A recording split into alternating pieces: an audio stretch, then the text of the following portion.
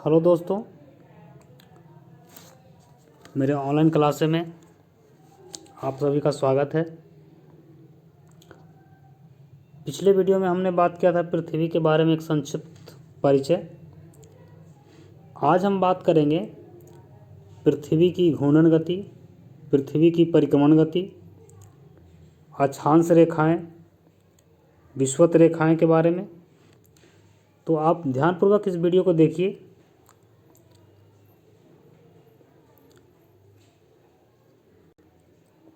जैसा कि आप ये देख पा रहे हैं, एक पृथ्वी है और ये भूमध्य रेखा, कर्क रेखा, मकर रेखा, आर्कटिक वृत्त, अंटार्कटिक वृत्त। तो हम इस वीडियो में आज ये देखेंगे, ये जानेंगे कि इन सभी का निर्धारण कैसे किया जाता है। तो चलिए आगे चलते हैं। सबसे पहले हम चलते हैं पृथ्वी की घूर्णन गति पर। पृथ्वी की घूर्णन गति, पृथ्वी की घूर्णन गति वह गति है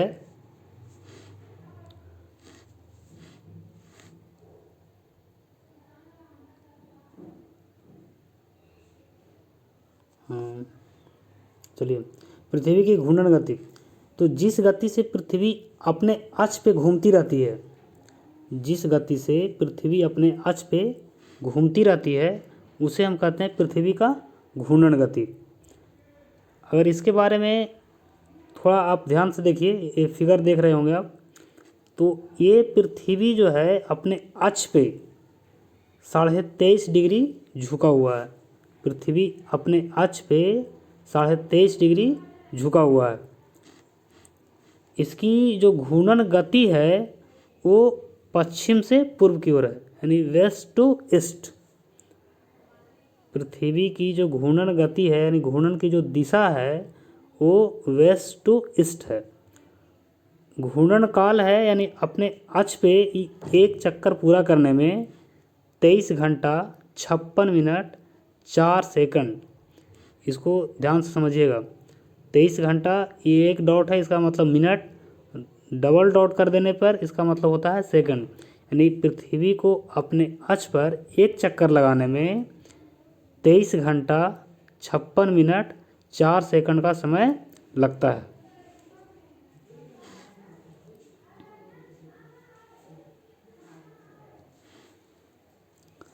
अब आगे देखिए पृथ्वी की परिक्रमण गति।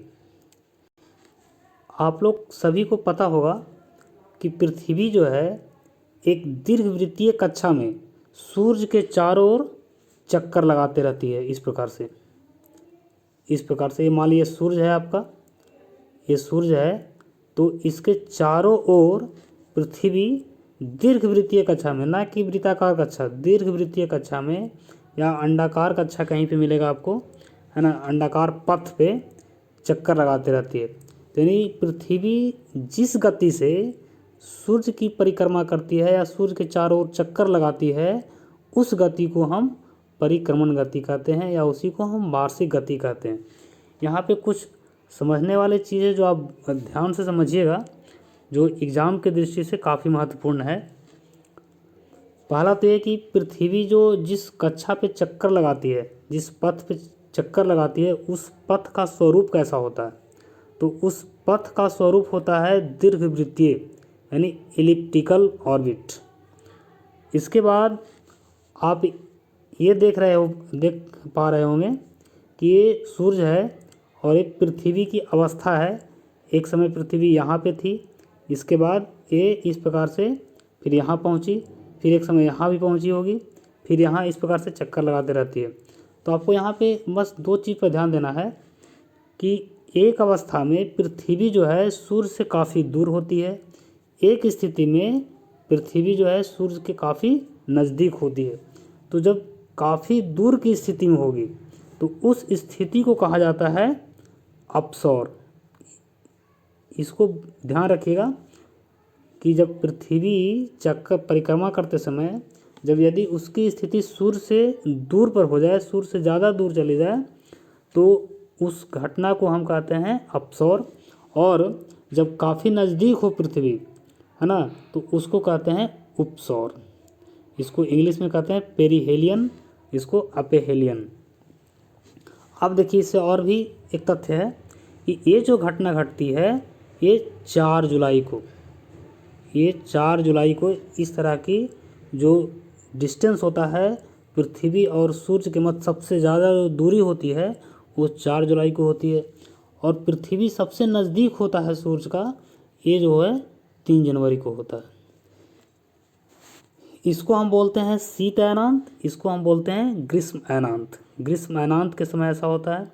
हम आगे ऋतु परिवर्तन की बात करेंगे, वहाँ पे इसको और विस्तृत रूप से जानेंगे, लेकिन अभी सिर्फ ये जाने कि जब परिक्रमा करते रहती है पृथ्वी सूर्य की, तो उस समय एक अवस्था होता है जो पृथ्वी सूर्य के काफ़ी नज़दीक होती है, और एक अवस्था होता है जो पृथ्वी सूर्य के काफ़ी दूर होती है।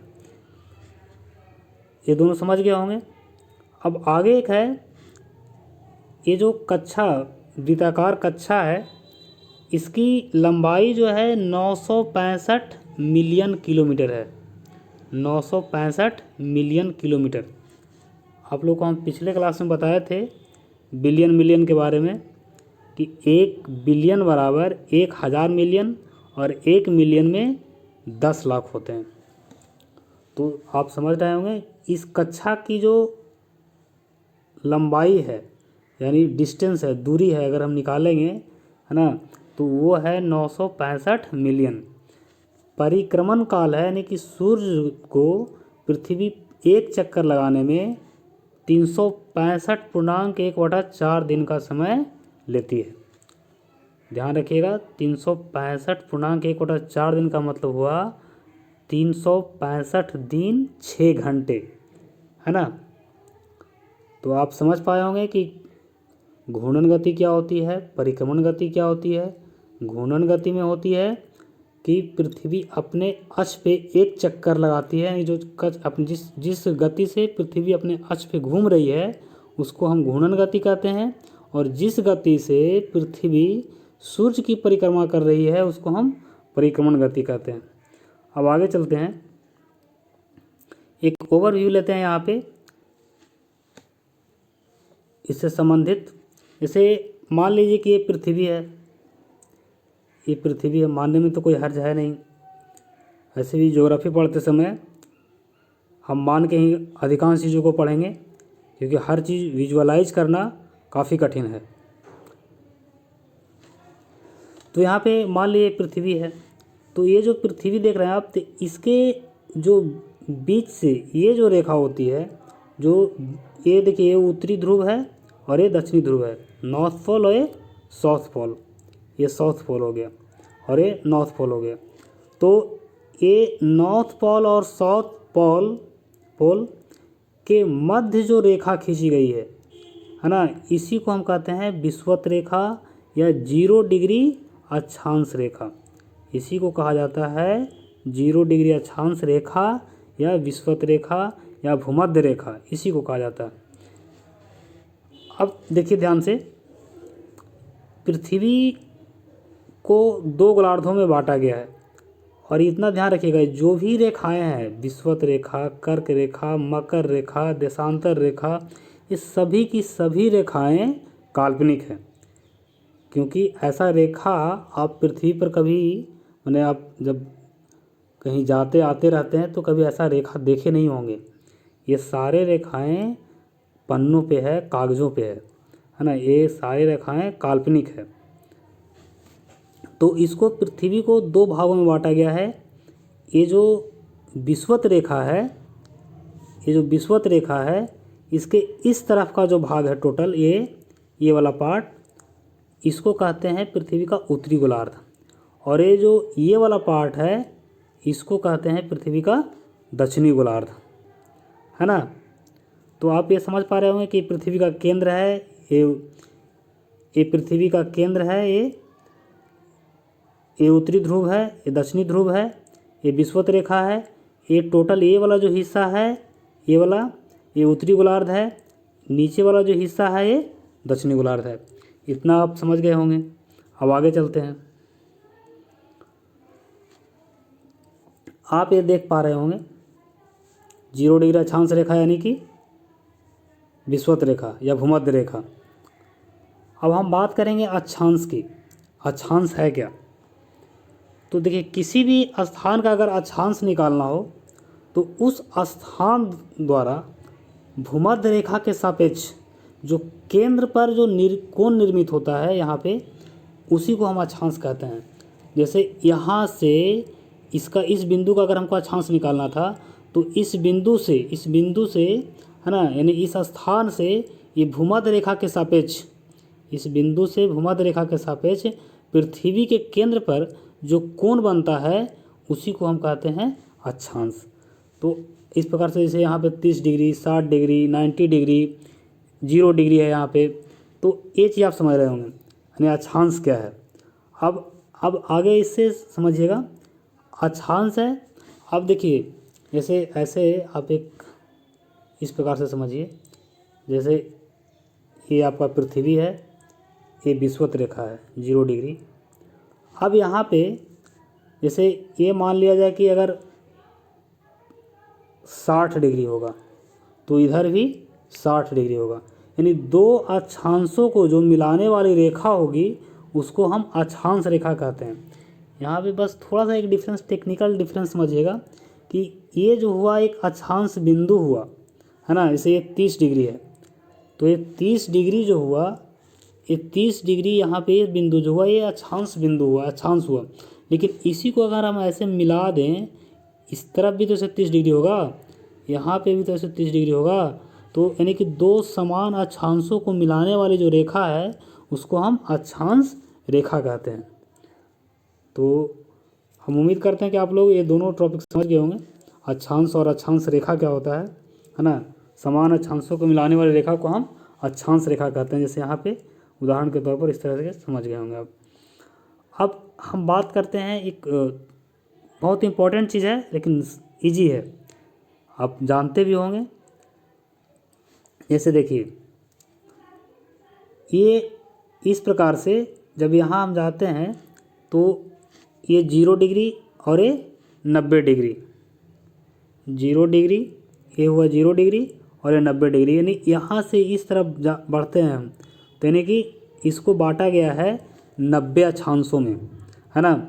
और इसी प्रकार से इधर भी जाएंगे तो इधर भी हो जाएगा यहाँ पे 90 डिग्री, यहाँ पे भी होगा, यहाँ भी होगा 90 डिग्री। तो इस प्रकार से आपको ये ज्ञात करना होगा कि इधर कितना अक्षांश है, इधर कितना अक्षांश है और अक्षांश रेखाएं कितनी हैं। तो यहाँ पे देखिए, जब ये 90 डिग्री पे हम पहुँचते हैं तो यहाँ पे कोई रेखा नहीं खींची जाती। जैसे हम इस प्रकार से देखिए, इसको इस प्रकार से विजुअलाइज करते हैं, जैसे हम इस प्रकार से करें, एक मिनट, हाँ, जैसे इस प्रकार से समझिए, जैसे ये विषुवत रेखा है, यहाँ पे 0 डिग्री है, ये मान लिया जाए कि ये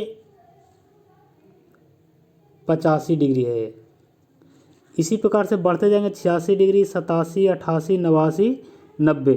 तो हम यहाँ पे से 85 है तो ये भी 85 है, तो इधर से ऐसे बढ़ते जाएंगे तो ये लास्ट में यहाँ पे एक बिंदु बच जाएगा, यही बिंदु जो है ये 90 डिग्री है। तो 90 डिग्री कहने का मतलब हम ऊपर में इसे 85 दो ऊपर में लेंगे, 2 को लेंगे, ये 85 जो अक्षांश बिंदु है ये, है ना, 85 डिग्री, उससे 85 डिग्री को मिलाएंगे तब एक अक्षांश रेखा हो जाएगा। उसी प्रकार से 86 को मिलाएंगे, 87 को मिलाएंगे, 88 को मिलाएंगे, 89 को मिलाएंगे, लेकिन 90 यहाँ पे नहीं मिलेगा। 90 सिर्फ एक बिंदु है, 90 कोई रेखा नहीं। 90 डिग्री जो अक्षांश है वो 90 डिग्री अक्षांश रेखा नहीं है, यहाँ पे ये चीज़ आपको याद रखना है। 90 डिग्री अक्षांश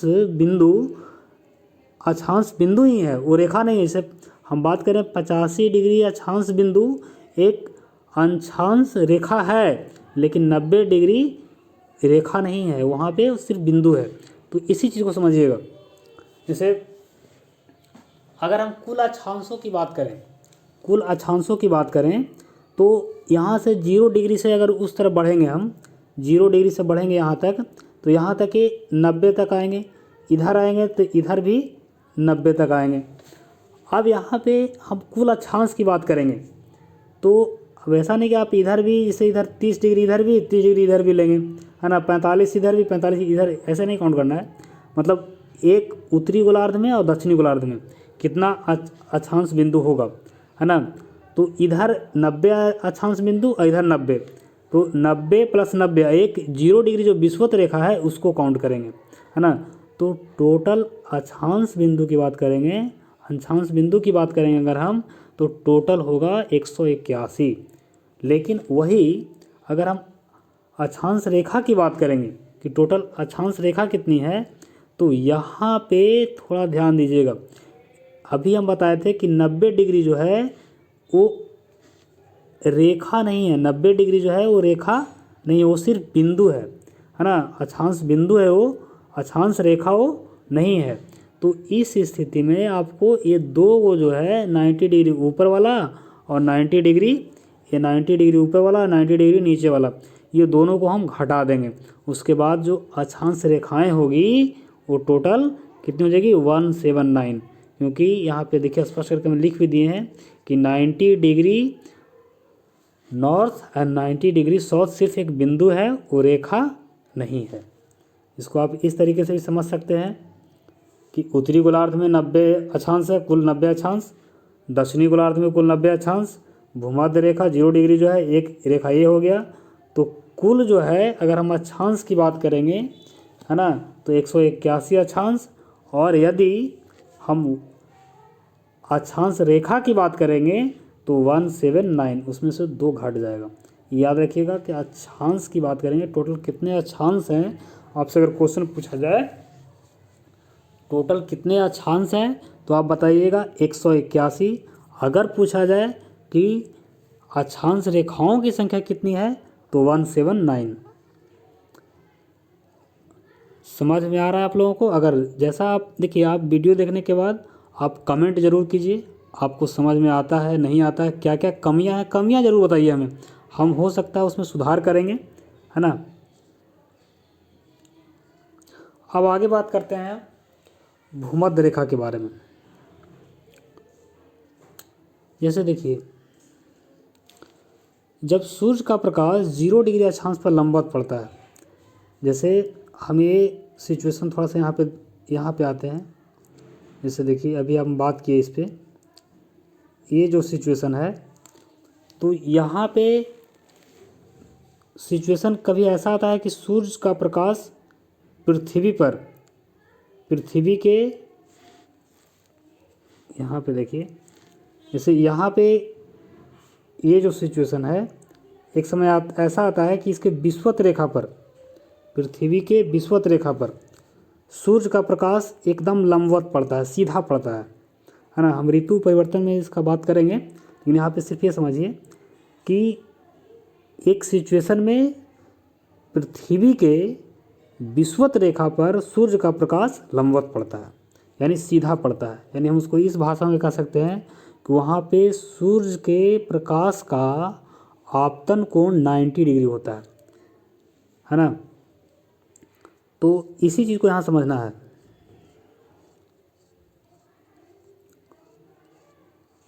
जैसे देखिए यहाँ पे ये सूर्य है, ये पृथ्वी है। सूर्य का प्रकाश जो है भूमध्य रेखा पर, सूर्य का प्रकाश भूमध्य रेखा पर सीधा पड़ रहा है। तो जाहिर सी बात है यहाँ पे तापमान ज़्यादा होगा। यहाँ पे सूर्य की प्रकाश जो है ध्रुवों पर तिरछा पड़ रहा है। तो जब तिरछा पड़ेगा तो सूर्य का प्रकाश यानी सौर ऊर्जा की मात्रा जो वहाँ पहुँचेगी कम पहुँचेगी, सौर ऊर्जा की मात्रा कम पहुँचेगी, तो वहाँ तापमान क्या होगा, तापमान कम होगा। अब ऐसा क्यों होता है इस पर भी बात करेंगे हम, लेकिन यहाँ पे सिर्फ ये आगे जानिए कि ये पृथ्वी अगर है हमारा, तो पृथ्वी के चारों ओर क्या है, वायुमंडल भी तो है, और वायुमंडल में क्या है, धूल कण है, गैस ही है ना, बहुत प्रकार के गैस पाए जाते हैं, धूल कण पाए जाते हैं। तो जब सूर्य का प्रकाश वायुमंडल से होते हुए हमारे पृथ्वी तक पहुंचती है, तो उस समय क्या होता है कि जब लंबवत पड़ता है सूर्य का प्रकाश पृथ्वी पे विषुवत रेखा पे, तो यहाँ पे तो सौर ऊर्जा ज़्यादा मिलेगा इस स्थान पे, लेकिन यहाँ पे सौर ऊर्जा कम मिलेगा। कम मिलने का क्या कारण है कि एक तो सूर्य का प्रकाश तिरछा पहुँचा वहाँ, तिरछा पहुंचने से क्या होता है कि सूर्य के प्रकाश का वायुमंडल में यानी वायुमंडलीय क्रियाओं द्वारा सूर्य की जो मात्रा होती है यानी सौर ऊर्जा की जो मात्रा होती है उसमें कमी आती है। अब वायुमंडलीय प्रक्रियाएं क्या क्या है, जैसे प्रकाश वायुमंडल में प्रवेश करेगी, वहाँ उसका अवशोषण होगा धूल कण गैसीय कणों से, उससे कारण परावर्तन होगा, प्रकीर्णन होगा, है ना। तो ये सारे कारणों यानी वायुमंडलीय प्रक्रियाओं के कारण ध्रुवों पर सूर्य का प्रकाश कम पहुंचता है। इस कारण ध्रुवीय क्षेत्रों में जो तापमान होता है वो कम होता है और भूमध्य रेखा पर तापमान अधिक होता है। कब? जब सूर्य का प्रकाश भूमध्य रेखा पर लंबवत पड़ता है, सीधा पड़ता है, या हम इस भाषा में कह सकते हैं कि सूर्य का प्रकाश यहाँ पे जब 90 डिग्री आपतन कोण 90 डिग्री हो, है ना। चलिए अब आगे समझिए, ये तो समझ गए होंगे आप। अब आगे है मकर रेखा। हम यहाँ पे ये जानने का प्रयास करेंगे कि मकर रेखा का निर्धारण कैसे होता है ना। मकर रेखा का निर्धारण कैसे होता है। अब देखिए आप ये फिगर को थोड़ा ध्यान से देखिएगा। पृथ्वी अपने अक्ष पे 23.5 डिग्री झुकी हुई है। सूर्य का प्रकाश जो है लंबवत कहाँ पड़ रहा है? सूर्य का प्रकाश लंबवत पड़ रहा है मकर रेखा पर। ये जो है मकर रेखा, इस पे सूर्य का प्रकाश लंबवत पड़ रहा है। अब यहाँ पे सूर्य का प्रकाश जब लंबवत पड़ेगा दक्षिणी गोलार्ध में, यानी पृथ्वी का जो दक्षिणी गोलार्ध है वो सूर्य की तरफ है और उत्तरी गोलार्ध इस तरफ है।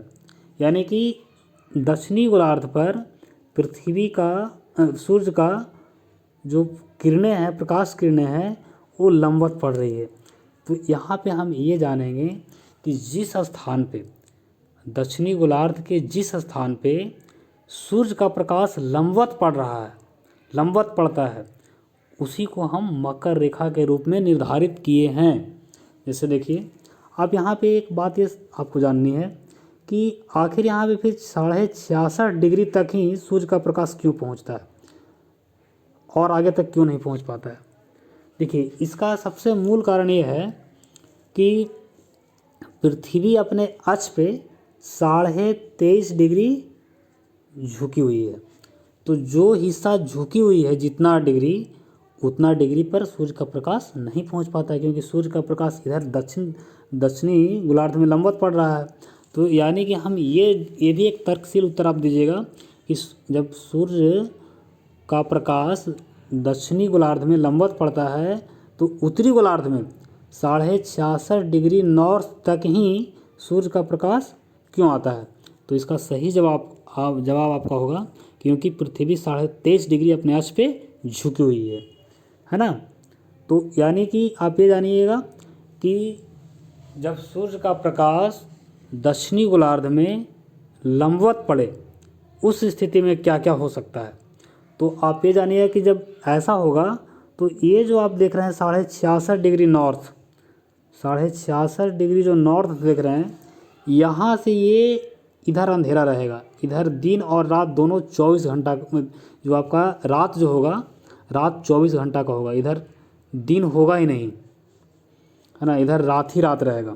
और ये जो 66.5 डिग्री है यहाँ, ये जो 66.5 डिग्री आप देख रहे हैं यहाँ पे, यहाँ से इधर लेकर के इधर रात होगा ही नहीं, इधर क्या होगा, दिन ही दिन रहेगा। ये वाला हिस्सा जो है पृथ्वी का ये हमेशा प्रकाश में रहेगा इस स्थिति में। तो आपको ये जानना है कि इससे क्या हुआ, पहला तो मकर रेखा का निर्धारण हुआ। क्यों? क्योंकि इसी रेखा पर यहीं पे सूर्य का प्रकाश लंबवत पड़ रहा है, इसलिए इसको हम मकर रेखा के रूप में इसको हम नामित किए।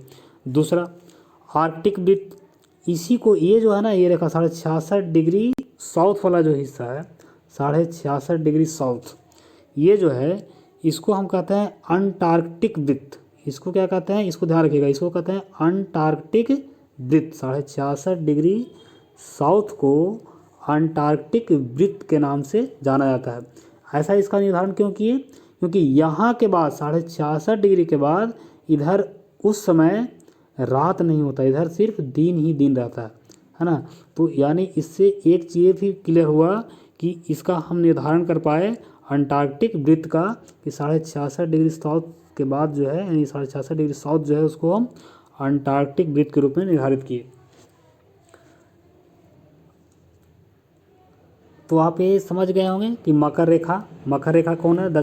पृथ्वी के दक्षिणी गोलार्ध में 23.5 डिग्री, ध्यान रखिएगा, पृथ्वी के दक्षिणी गोलार्ध में जो 23.5 डिग्री साउथ वाला जो रेखा है, अक्षांश रेखा, उसको हम मकर रेखा कहते हैं।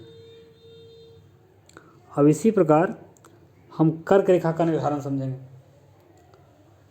इसमें क्या होता है कि सूर्य का प्रकाश, पृथ्वी जो होती है, पृथ्वी सूर्य की तरफ झुकी हुई होती है। पृथ्वी किधर झुकी हुई है? सूर्य की तरफ। और पृथ्वी का जो सूर्य का जो किरण है, सूर्य का जो प्रकाश है, वो लंबवत किस पे पड़ रहा है? कर्क रेखा पे। यानी कि जिस रेखा पे सूर्य का प्रकाश लंबवत पड़ रहा है उसको हम कर्क रेखा के रूप में निर्धारित किए हैं। और वो रेखा कौन है? 23.5 डिग्री नॉर्थ, है ना, 23.5 डिग्री नॉर्थ, ये है कर्क रेखा।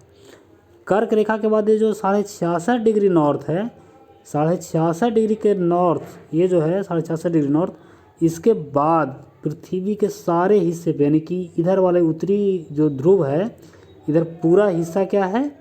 इसमें दिन ही दिन है, इधर रात अभी नहीं है। इस स्थिति में इधर रात नहीं होता है। और ये जो दक्षिणी ध्रुव है, इधर जो दक्षिणी ध्रुव है, जो 66.5 डिग्री साउथ वाला हिस्सा हो गया, जो उस स्थिति में जब मकर रेखा पर सूर्य का प्रकाश सीधा पड़ रहा था, तो उस समय ये इधर रात नहीं हो रहा था, इधर दिन ही दिन था। अब इस स्थिति में यहाँ दिन है और इधर क्या है? रात है। इधर दिन नहीं हो रहा है, यानी 66.5 डिग्री साउथ के बाद इधर दिन नहीं है, इधर सिर्फ रात है। तो आप ये समझ पा रहे हो कि दक्षिणी ध्रुव, हाँ, इसको ये जो 0 डिग्री हो गया है ना, ये आपका 0 डिग्री, ये 23.5 डिग्री नॉर्थ, ये 66.5 डिग्री नॉर्थ, और इसके बाद इधर जो है हिस्सा क्या है? ये दिन वाला हिस्सा है, इधर रात वाला हिस्सा है।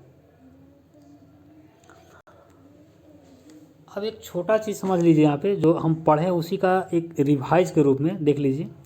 जैसे कर्क रेखा तथा आर्कटिक वृत्त, अब इसको देखिए क्या कहते हैं। जो 66.5 डिग्री नॉर्थ वाला हिस्सा है, 66.5 डिग्री, ये जो नॉर्थ वाला हिस्सा है, इसको कहते हैं आर्कटिक वृत्त, है ना, इसको कहते हैं आर्कटिक वृत्त। और इसको कहते हैं जो साउथ वाला हिस्सा है, ये जो साउथ वाला हिस्सा है, इसको कहते हैं अंटार्कटिक वृत्त। ये चीज़ ध्यान रखिएगा, दोनों में कन्फ्यूज मत कीजिएगा, है ना।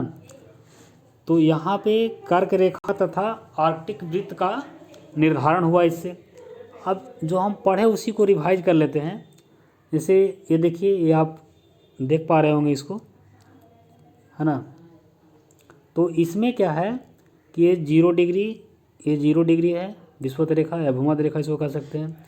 ये दक्षिणी गोलार्ध में मकर रेखा, उत्तरी गोलार्ध में कर्क रेखा, और इधर जो है 66.5 डिग्री नॉर्थ जो है आर्कटिक वृत्त इसको कहते हैं। और ये जो 66.5 डिग्री साउथ में है, इसको अंटार्कटिक वृत्त कहते हैं। ये आप समझ रहे होंगे ये सब चीज़ें। अब इसी को आगे थोड़ा सा और विजुअलाइज करते हैं। जैसे ये जो हिस्सा है 0 डिग्री, यहाँ पे तापमान, औसत तापमान ज़्यादा होता है ना। तो जैसे ही हम अगर ऊपर की ओर जाएंगे, अगर 0 डिग्री से हम ऊपर की ओर जाएंगे, ये कॉन्सेप्ट है, इसे ध्यान रखिएगा, ज़्यादा टफ नहीं है, इजी है लेकिन यूजफुल है आगे जा कर के। जैसे हम 0 डिग्री से ऊपर जाएंगे, यानी विषुवत रेखा से ऊपर ध्रुवों की ओर जाएंगे, तो क्या होगा? तापमान कमता जाएगा। उसी प्रकार से जैसे 0 डिग्री से नीचे जाएंगे, यानी कि दक्षिणी ध्रुव की ओर जाएंगे, तो उस स्थिति में भी तापमान क्या होगा?